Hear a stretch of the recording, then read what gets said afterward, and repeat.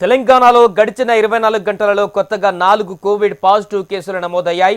రాష్ట్ర వ్యాప్తంగా 402 మందికి కోవిడ్ పరీక్షలు నిర్వహించగా నలుగురికి పాజిటివ్గా నిర్ధారణ జరిగింది.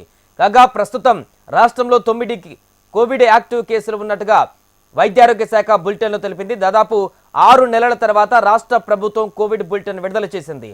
కేసులు నమోదవుతుండటంతో ప్రజలు అప్రమత్తంగా ఉండాలని డాక్టర్లు సూచిస్తున్నారు.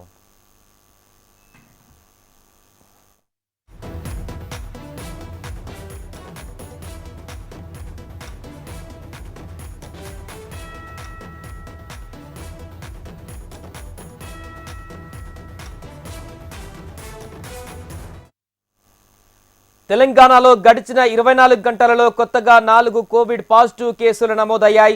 రాష్ట్ర వ్యాప్తంగా 402 మందికి కోవిడ్ పరీక్షలు నిర్వహించగా నలుగురికి పాజిటివ్గా నిర్ధారణ జరిగింది.